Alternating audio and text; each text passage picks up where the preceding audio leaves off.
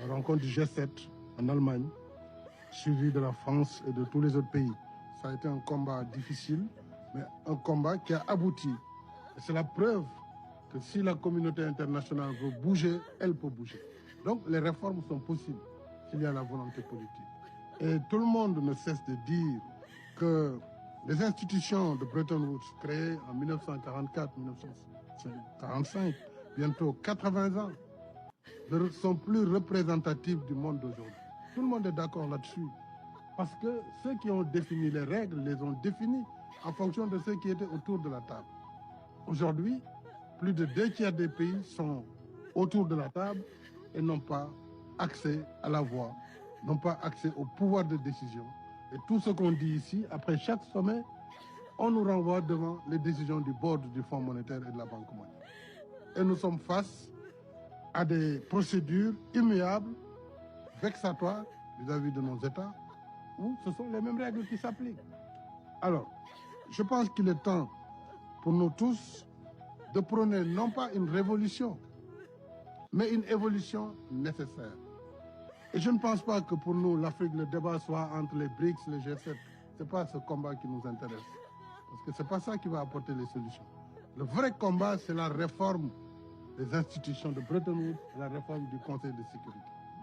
Après, les BRICS peuvent se développer, après le G7 peut se développer. Mais nous, nous voulons notre juste place.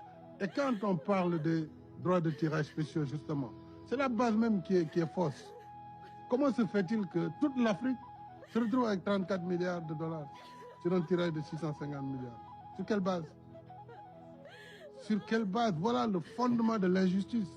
Même si nous demandons la réallocation, ça fait 2 ans que nous courons derrière. Rien n'a été fait sur la réallocation. Je félicite le fonds qui, très tôt dans la Covid, a quand même tout de suite sorti les droits de tirage. Salut Kristalina pour cette réaction. Mais depuis lors, il ne s'est pas passé grand-chose. Et pourquoi toute l'Afrique n'a que 34 milliards sur les 650? C'est sur la base de quel calcul? Sur la base de quoi? Des droits qui ont été octroyés lors de la création des institutions de Bretton Woods. Est-ce que c'est cela qui doit aujourd'hui gouverner notre monde? Nous pensons que non. Donc au lieu d'opposer les BRICS au G7, il faut qu'ensemble, G7, G20, BRICS, pays en développement, que nous acceptions cette réforme qui ne peut plus attendre. Donc l'architecture financière mondiale qui a été évoquée à Paris, je salue les conclusions, mais mettons-les ensemble, mettons-les en œuvre aujourd'hui. Si nous ne les mettons pas en œuvre, évidemment, ce qui va arriver, c'est cette illusion que tous les pays en développement vont converger vers les BRICS pour créer un contrepoids. Mais cela ne réglera pas la question, parce que le monde, il a une architecture qui le fait fonctionner. Et je pense qu'il est temps que les pays G7 prennent conscience qu'ils doivent faire les évolutions nécessaires. Sans quoi on va vers cette fracture inévitable. Lorsqu'on parle de la dette, moi j'aimerais bien qu'on en discute. Quelles sont les causes du surendettement? Si vous prenez la réalité des choses, je prends les règles de l'OCDE, ce sont des règles connues. Nous nous battons depuis pour alléger ces règles, pour avoir accès à plus de volume de financement, pour allonger davantage la durée des crédits, qui sont autour de 10 ans maximum, avec des primes d'assurance qui frisent les 15%, 18%. Et ces primes d'assurance sont fixées sur quelle base? Sur la base d'une perception de risque définie par des agences de notation qui notent les pays comme ça, parce qu'il y a des coups d'État en Afrique, donc toute l'Afrique, c'est une zone de non-droit, c'est une zone dangereuse. Mais l'Afrique, on oublie, c'est un continent. L'Afrique, c'est 54 pays. Qu'il y en ait 4 ou 5 qui ont des problèmes, mais c'est une bonne moyenne. Plutôt une bonne moyenne. Ça veut dire que plus de 90% des pays africains ne sont pas concernés par cette crise. Pourtant, ils payent le prix fort sur la fausse perception qui fait que nous devons payer et upfront, quand nous prenons des crédits, 12%, 14% pour le cas du Sénégal. Et vous le payez en avance. La banque prélève d'abord.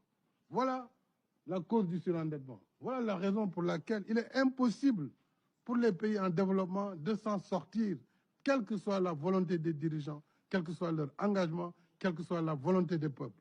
C'est le système qu'il faut moderniser, qu'il faut changer, c'est le système qui est injuste. Donc sans cette modification, bien sûr, nous allons encore longtemps, comme l'a dit le président argentin, continuer à parler et nous serons toujours les uns face aux autres.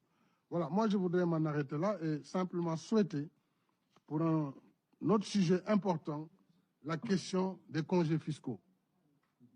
Les congés fiscaux sont l'autre injustice que subissent les pays en développement. Puisque dans les secteurs importants que sont le secteur extractif, dans le secteur du pétrole, du gaz, des mines, des législations ont été conçues, imposées aux États pour soi-disant promouvoir l'investissement privé. Et dans toutes ces réglementations, c'est le congé fiscal, holiday tax. C'est-à-dire les gens vont rester 30 ans chez vous, pendant 30 ans, ils ne paieront pas d'impôts, puisque chaque fois, non, on a investi ceci, les calculs sont cela. Et donc, la richesse, elle est créée, elle ne paye pas de l'impôt là où elle est créée, et on nous fait comprendre qu'il faut la stabilité des contrats. Si un État s'aventure à modifier les règles, ce sont les institutions multinationales, avec le système d'arbitrage, qui va plomber le pays, le sanctionner. Voilà la réalité que les États vivent au quotidien. Injustice, injustice tout à fait exceptionnelle. Et pour terminer, dernière injustice, c'est l'injustice climatique. Tout le monde sait que nous polluons pour moins de 4%. Et nous vivons les conséquences les plus dramatiques des effets des changements climatiques. Aujourd'hui, nous sommes obligés de nous endetter au prix fort pour lutter contre les changements climatiques, pour avoir des solutions, des projets sobres en carbone. C'est en nous endettant à des taux commerciaux que nous y arrivons.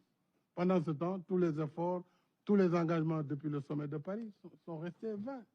Bon, certains amis me diront non, on va cette année atteindre les 100 milliards.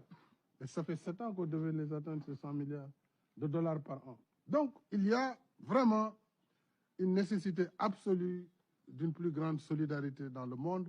Pour changer notre monde, il est possible de changer notre monde. Je reste convaincu qu'avec la volonté des uns et des autres, nous pourrons y arriver. Je vous remercie de votre aimable attention.